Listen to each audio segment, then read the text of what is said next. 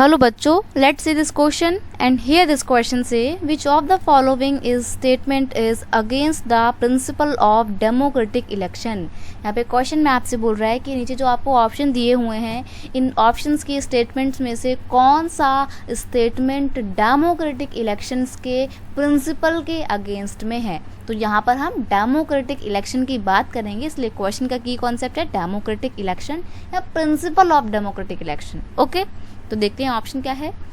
Parties and candidate should be free to contest election. जो party होती हैं उनको फ्री तौर पे या कैंडिडेट को फ्रीली इलेक्शन में पार्टिसिपेट करना चाहिए। पार्टीज़ को फ्री तौर पे मतलब विदाउट एनी डिस्क्रिमिनेशन इलेक्शन में कॉन्टेस्ट करना चाहिए और कैंडिडेट को इलेक्शन के दौरान वोट कास्ट करना चाहिए विदाउट एनी डिस्क्रिमिनेशन। तो ये तो बिल्कुल सही बात है, ये तो बहुत ही बेसिक प्रिंसिपल है।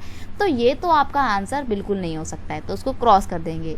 नेक्स्ट है आपका election must be held at regular interval, यानी कि जो इलेक्शन है वो एक निश्चित टाइम पीरियड के बाद करवाए जाने चाहिए। जैसे कि मान लीजिए आपके देश में अगर 5 साल का इंटरवल पे इलेक्शन होता है तो हर 5 साल के बाद आपको इलेक्शन करवाने हैं। ऐसा ना हो कि आपने 5 साल में इलेक्शन करवा दिए लेकिन अगर इलेक्शन आप 6 साल बाद 7 साल बाद करवा रहे हो, तो ऐसा नहीं होना चाहिए। तो ये बात बिल्कुल सही है, ये एक बहुत बेसिक प्रिंसिपल है। तो इट्स मीन यहाँ पर तो हमसे अगेंस्ट में पूछा है, तो ये भी इसका आंसर नहीं होगा। नेक्स्ट है election should be conducted in free and fair manner. Election को बहुत ही फ्री तरीके से, फेयर तरीके से, विदाउट एनी बायसनेस कंडक्ट करवाना चाहिए। तो ये बिल्कुल बहुत बेसिक प्रिंसिपल है, तो ये भी आपका आंसर नहीं होगा। लास्ट में बचा हुआ है आपका option D, and option D क्या बोलता है, the right to vote should be given to the selected people only. ये बिल्कुल गलत बात है, ये प्रिंसिपल नहीं है कि वोटिंग राइट जो है वो सिर्फ किसी एक स्पेसिफिक पीपल को मिलेगा या स्पेसिफिक ग्रुप ऑफ पीपल्स को मिलेगा। नहीं, ऐसा नहीं होता है।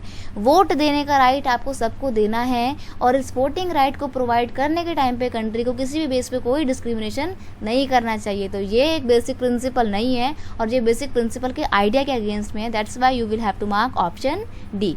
Right to vote should be given to everyone without any discrimination on the basis of caste, creed, religion and race etcetera. किसी भी तरीके के भेदभाव के बगैर सबको वोट देने का अधिकार होना चाहिए। ये एक बेसिक प्रिंसिपल होता है, ठीक है। तो ऑप्शन डी पे आपको मार्क करना है। I hope you understand it well. Best of luck.